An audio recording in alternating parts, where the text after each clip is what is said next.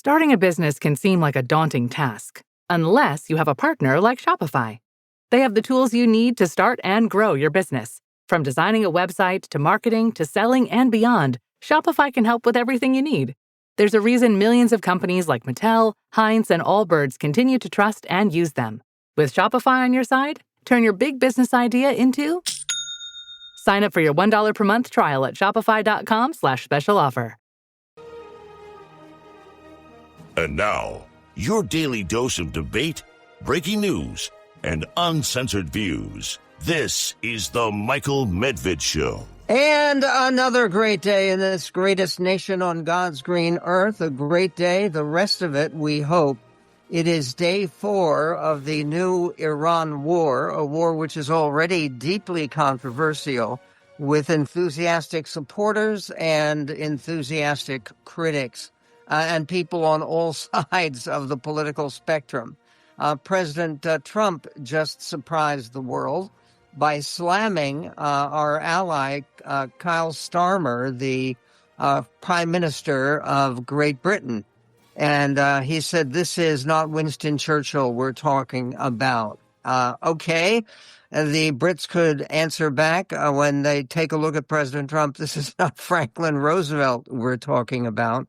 Most of all because he can't run for a third term and he can't run for a fourth term as Roosevelt did. But leave that alone. We're going to be speaking to one of the leading historians. It's not one of, the leading historian on undeclared wars. We have had many of them, nearly 100 incidents of undeclared military action in this country. Max Boot wrote a book about it. How does this war rank, and why is he so troubled by the lack of an end game, which we haven't heard much about? We're going to be speaking with Max Boot.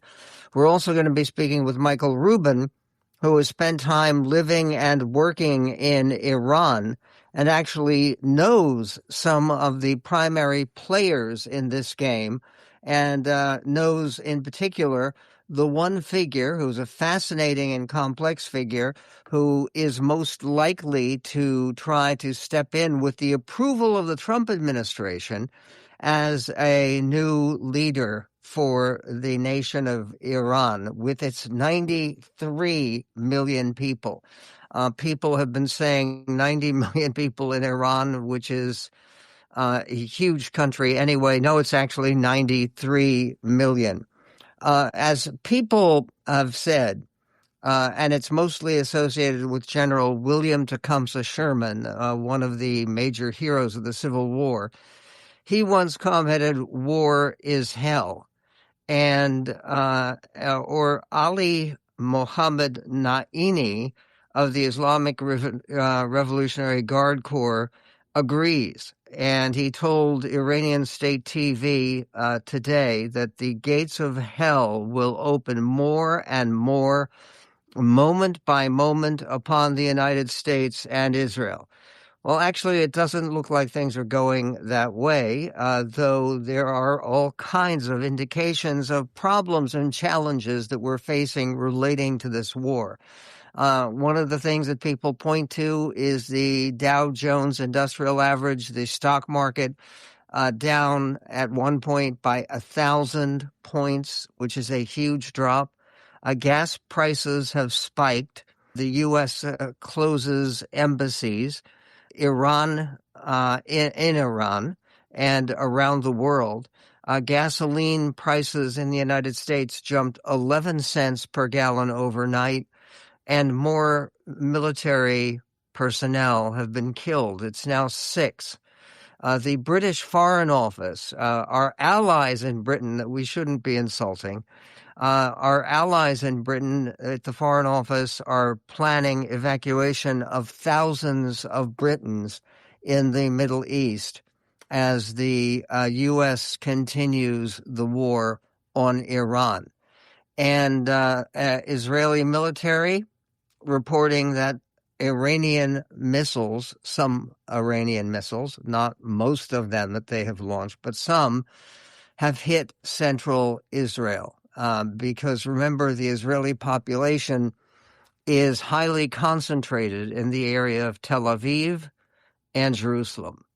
Plus, the Wall Street Journal reports the U.S. is facing increasing risks to its military forces and diplomatic presence in the Middle East as Iran is launching waves of missile and drone attacks across the region that are testing its ability to defend a swath of territory.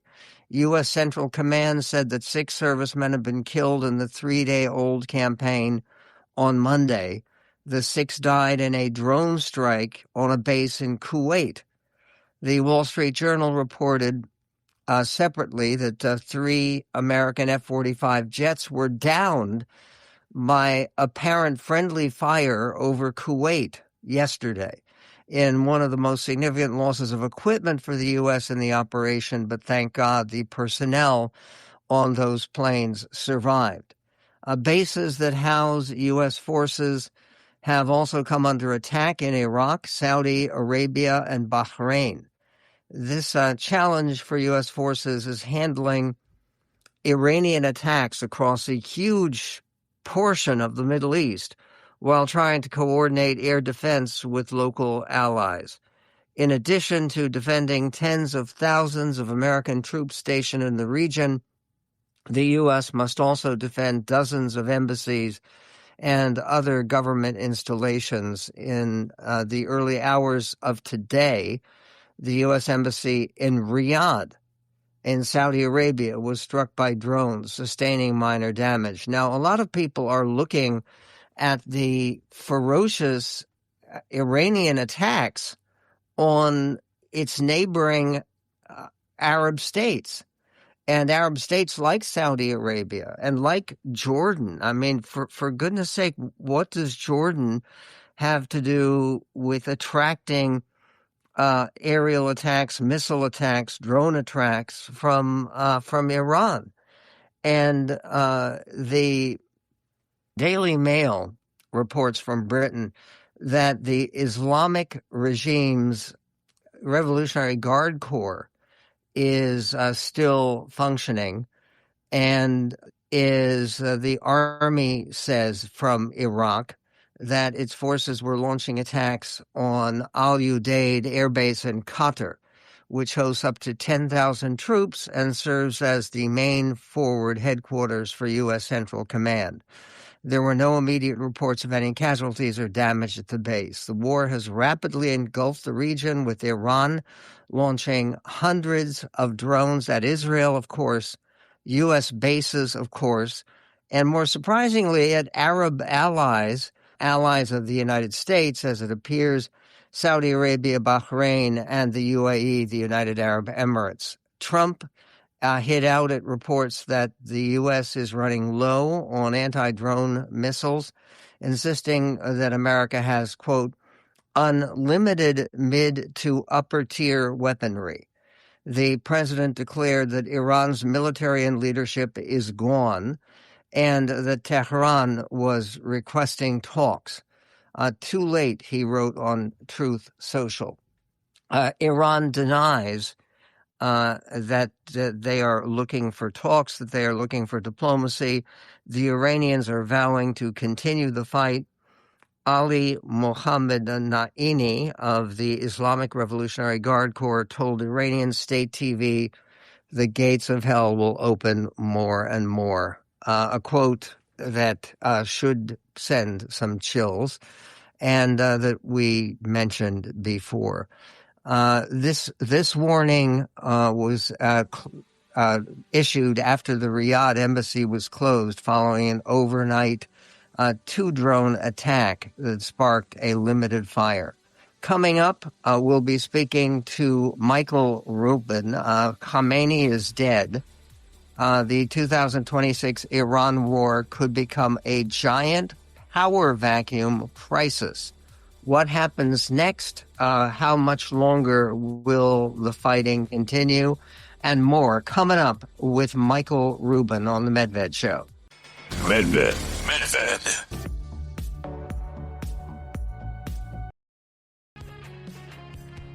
And when it comes to looking for decisive, courageous, world-changing, world-saving leadership, there are very few examples in all of human history that are more noble and more notable than Winston Churchill. And that's why some of the pro-terrorist, pro-Iranian, pro-Hamas radicals in Great Britain and London attacked a Churchill statue and painted pro-Islamic slogans on the statue and on its base. But there's no reason to explain why it's logical or appropriate for President Trump to criticize the current leader of Great Britain, Keir Starmer, the prime minister, and to say that it's no Churchill that we're dealing with. We now have the comment by President Trump in the Oval Office today. This is clip 30. By the way, I'm not happy with the UK either. That island that you read about, the lease, okay, he made it for whatever reason, made a lease of the island. Somebody came and took it away from him. And it's taken 3-4 days for us to work out where we can land there. It would have been much more convenient landing there as opposed to flying many extra hours. So we are very surprised. This is not Winston Churchill that we're dealing with. And they ruin relationships. It's a shame. To talk about America's closest ally, the mother country after all.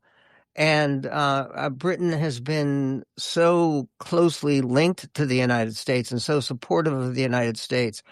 Whatever the argument or the dispute about landing rights on this island that President Trump couldn't recall the name of, to use that to try to create distance between the United States and Britain is a mistake and doesn't help. The British Foreign Office has started planning evacuation of thousands of Britons in the Middle East, according to The Guardian.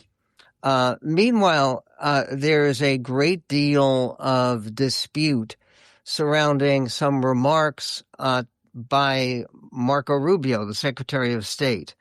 And one of the things that is interesting here is there's also a report over in Mediaite that the so-called MAGA civil war that a number of people have described about division in the Trump base over support for this war is exaggerated. There isn't that much division. There is mostly loyalty and support for President Trump and the decision to go to war. But Marco Rubio made a controversial series of remarks in which he effectively blamed Israel.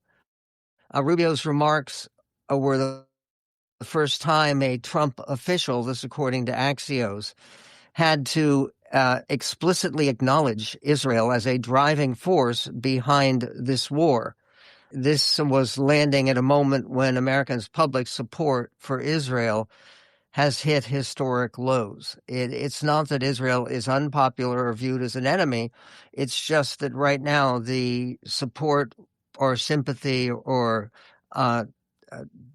basically leaning toward the Arab states and toward Hamas and the Palestinians is about equal to the support for Israel, where it used to be very one-sided support for the Jewish state. Rubio said to reporters on Capitol Hill yesterday, "We knew that there was going to be an Israeli action against Iran. We knew that would precipitate an attack against American forces by the Iranian regime, and we knew that if we didn't preemptively go after them before they launched those attacks, we would suffer higher casualties, and then we would all be here answering questions about why we knew that and didn't act." Rubio continued. He added later, "Obviously, we were aware of Israeli intentions and understood that what that would mean for us, and we had to be prepared to act as a result of it. But this had to happen no matter what. Well, that last sentence is very important, but this had to happen no matter what. The widely repeated translation, the U.S. couldn't stop its ally from attacking Iran on Saturday, so the U.S. had to strike Iran too. Not true, U.S. officials said later in response to Secretary Rubio. Regardless of Israel, they said, Trump ordered the strikes because he felt Iran was negotiating a nuclear deal in bad faith, and the U.S. needed to destroy the country's offensive military infrastructure. In fact, the actual idea of what Rubio said, this is Marco Rubio speaking at a press conference with reporters yesterday. Why now? Well, there's two reasons why now. The first is it was abundantly clear that if Iran came under attack by anyone, the United States or Israel or anyone, they were going to respond against the United States. The orders had been delegated down to the field commanders. It was automatic, and in fact, it bared to be true because, in fact, within an hour of the initial attack on the leadership compound, the missile forces in the south and in the north, for that matter, had already been activated to launch. In fact, those had already been pre-positioned. The third is the assessment that was made that if we stood and waited for that attack to come first before we hit them, we would suffer much higher casualties. And so the president made the very wise decision. We knew that there was going to be an Israeli action. We knew that that would precipitate an attack against American forces. And we knew that if we didn't preemptively go after them before they launched those attacks, we would suffer higher casualties and perhaps even higher those killed. And then we would all be here answering questions about why we knew that and didn't act. Coming up, we will be speaking not only about the origins of this war, but we're speaking about how this war ends, where it goes from here. And what about that idea of regime change in Iran, which has been more and more hinted at as the real purpose for this war and the real justification for it. We will be speaking to Michael Rubin of the American Enterprise Institute, who is an expert on Iran and knows personally some of the leading players in that country. And what about replacements for the Ayatollah who has been killed, the supreme leader of Iran? Is there a reasonable chance for a more reasonable supreme leader? We'll get to that and more coming up with Michael Rubin on The Medved Show.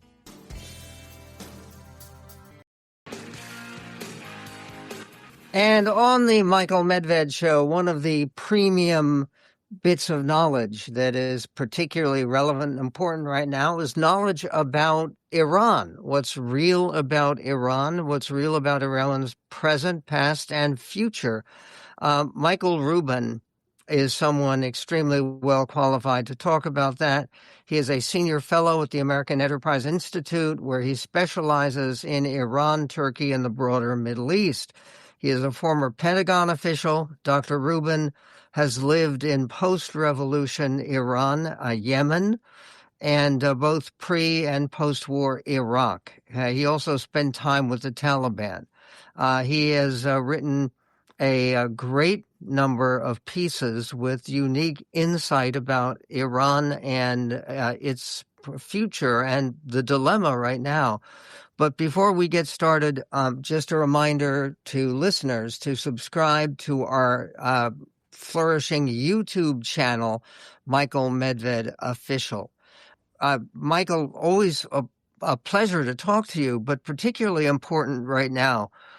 What is it that most ordinary Americans who are horrified by this war get wrong about the situation right now in Iran? First of all, I find it ironic that Donald Trump seems to have more critics in the United States than he does among Iranians inside Iran. The Iranians inside Iran are celebrating in the streets because Ali Khamenei, and apparently his son as well, have been killed. This is a man that recently slaughtered 40,000 of them in the streets, so there is no moral equivalence.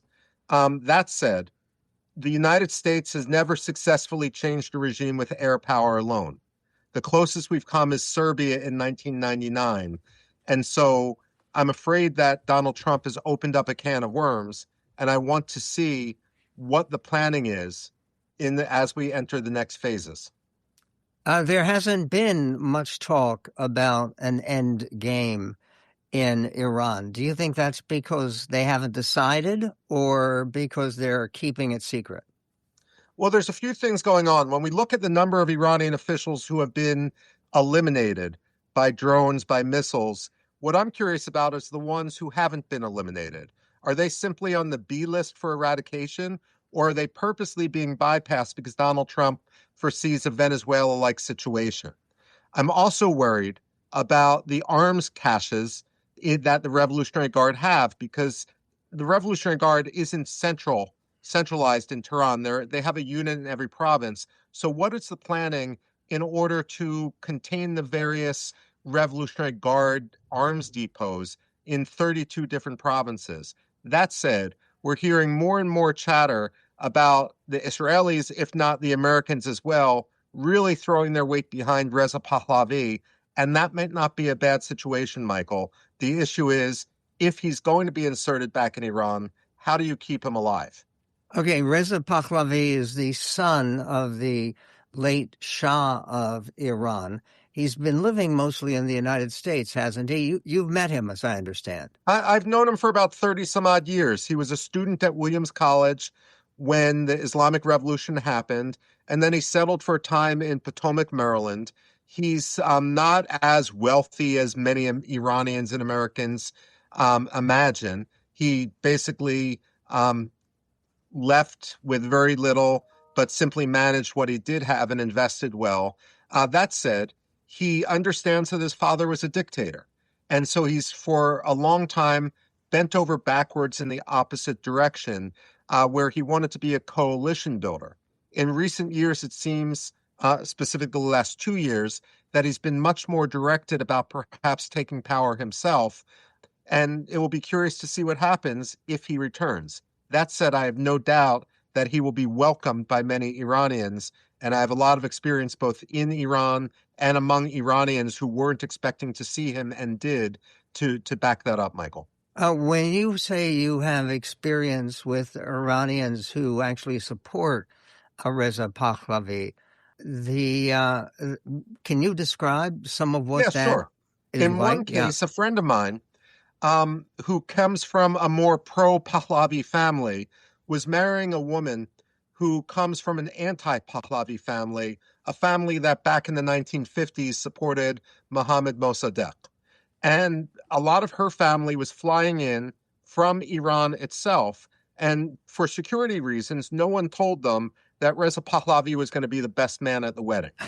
And when you had these Iranians who came from traditional socialist backgrounds, religious backgrounds, see the former crown prince in front of them, they got down on their knees, they bowed, they kissed his hands, they were crying. I mean, and when I lived in Iran, in Isfahan, for example, which is one of the major cities in Iran, I used to practice my Persian with some of the merchants there. And I remember a fruit vendor, a vegetable vendor, came down with his wheelbarrow and he was selling moldy bananas. And the person with whom I was talking turned around to me and said, "Oh, my Shah, where is my Shah?" When he was in power, the bananas were 3 times as big and twice the and 1/2 the price. And so part of that is, are Iranians really a fan of Reza Pahlavi? Perhaps. Or do many of them see him as symbolic of the grass being greener on the other side, of the golden age of Iran before they suffered under all these ayatollahs? Well, one thing that is striking about Pahlavi is he has a very warm, strong, positive relationship with Israel, does he not? He absolutely does. But then again, many Iranians do as well. Remember, when it comes to Israel and the conflict with the Arab states, every Arab along the border of Israel has someone in their family or knows someone that was killed in the war with Israel. And the same thing is true with Israelis. Very few Iranians know anyone that was killed in the war with Israel, except perhaps right now, and vice versa. And therefore, most Iranians simply don't care. I mean, when the Iranians, and I'm saying this as someone who used to live there, when they have their grievances are with Iraq because they had a war with Iraq that killed 1 million people. Israel is a former ally, and from the point of view of many Iranians, it should be a future ally. And one other anecdote, Michael. I mean, it's no secret that I'm Jewish. I don't hide it. And Iranians can be very cosmopolitan. When I was living there as a student doing doctoral research, I remember being at a graduate student seminar at University of Tehran, and one of the women there came up to me and said, "I'm sorry, Michael, for asking you this. I know it's not a polite question in the United States," but I said, "Don't worry, you can ask anything." They said, "Are you Jewish?" And I said, "Yes." And this is in the middle of the Islamic Republic of Iran. And she said, "I thought so. I went to kindergarten with someone who is Jewish. Can I introduce you to her? Because maybe she can then introduce you to the community."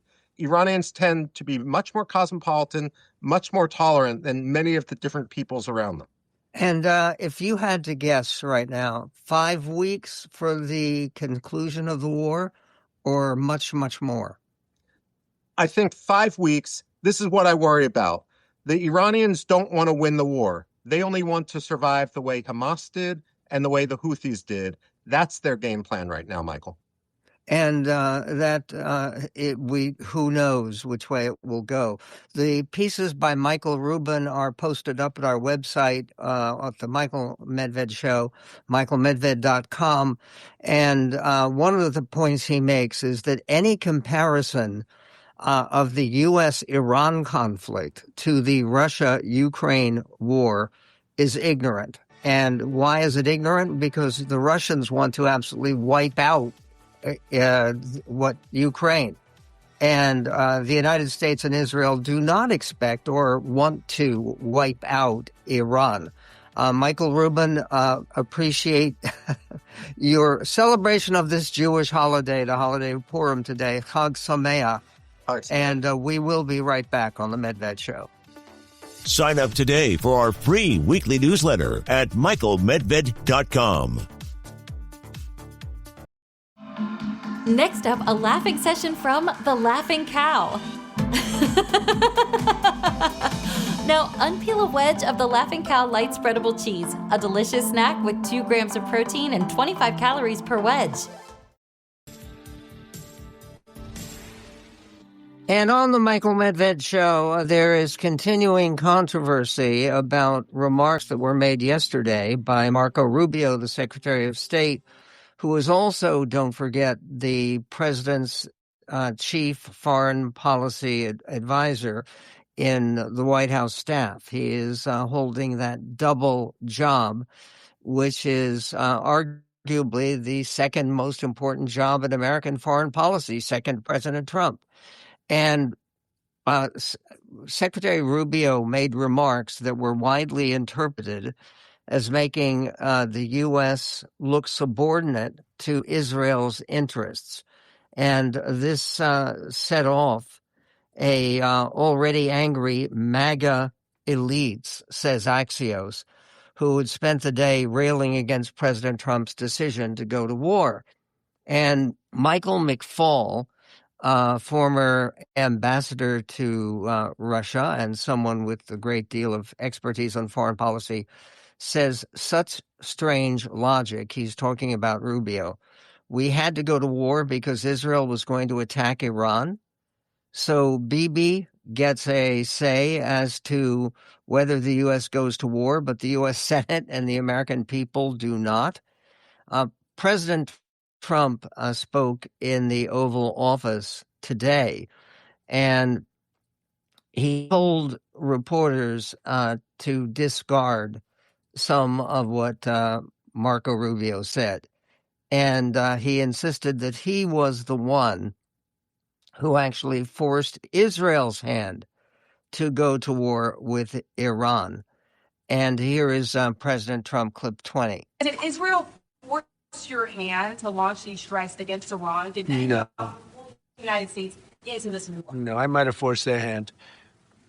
You see, we were having negotiations with these lunatics, and it was my opinion that they were going to attack first. They were going to attack. If we didn't do it, they were going to attack first. I felt strongly about that. And we have great negotiators, great people, people that do this very successfully and have done it all their lives very successful. And based on the way the negotiation was going, I think they were going to attack first.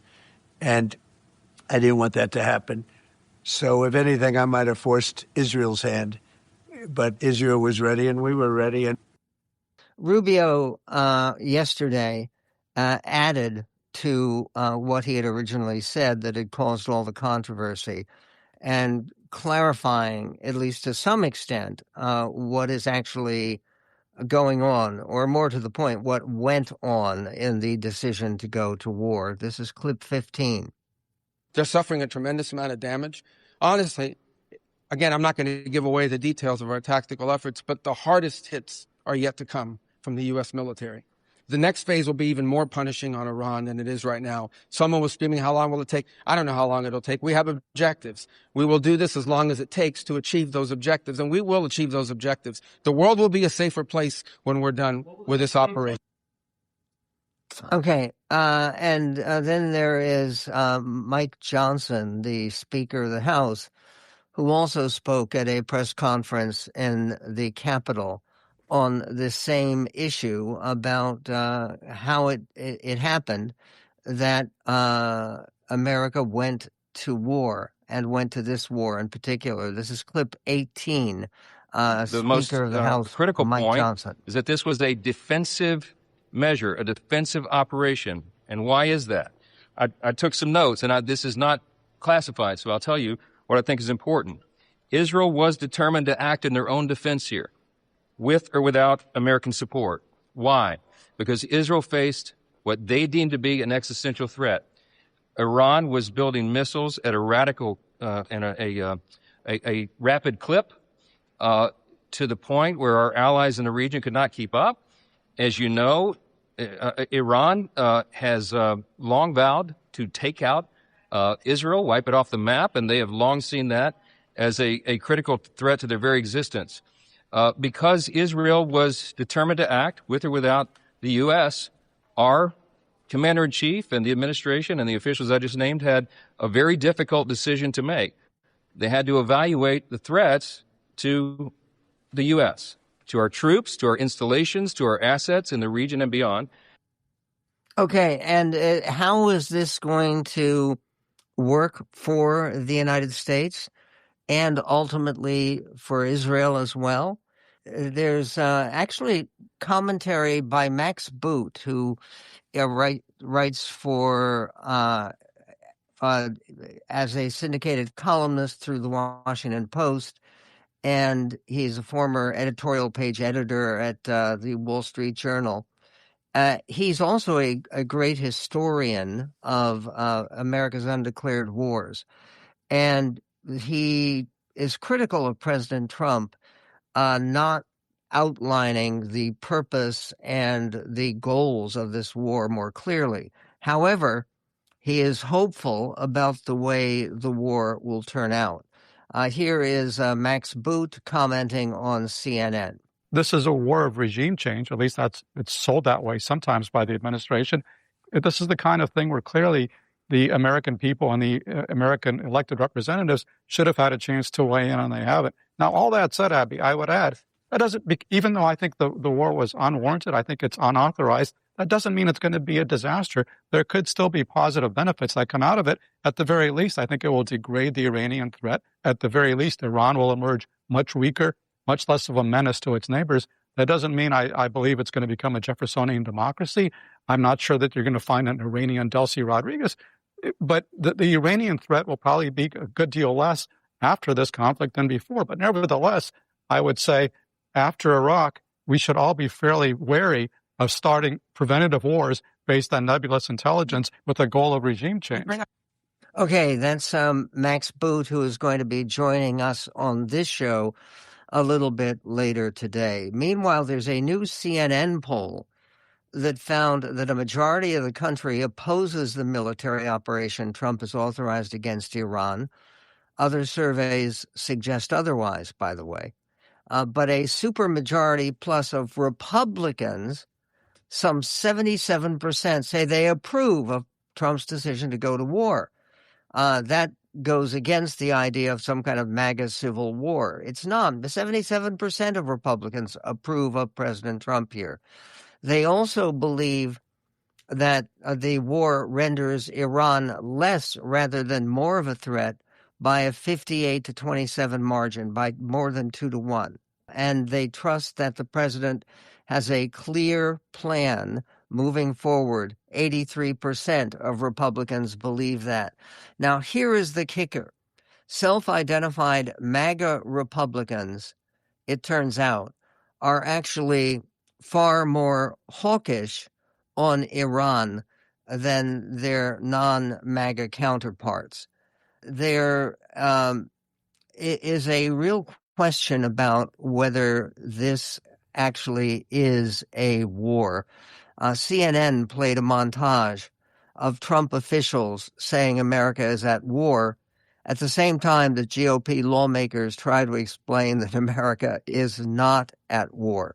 Here is the prominent officials and GOP members of Congress explaining that America is, whatever the appearance, not at war. This is clip 16.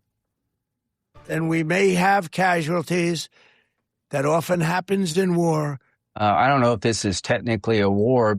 We didn't start this war, but under President Trump, we are finishing it. This isn't a war. We haven't declared war. The Secretary of Defense, who calls himself the Secretary of War, said today this is a war. We set the terms of this war from start to finish. Nobody should classify this as war. It is combat operations. War is hell and always will be. Strategic strikes are not war. Coming up, we will be speaking about two hearings that will get a great deal of attention and deserve it. One hearing involving Hillary Clinton, which did not seem to produce a great deal of startling revelations, and the other hearing, which is getting less attention so far, Kristi Noem, the Secretary of Homeland Security. We will get to that and to more of what President Trump had to say about the next step in this war, and Max Boot talking about whether this could be one of those successful American undeclared wars that actually benefited this greatest nation on God's green earth.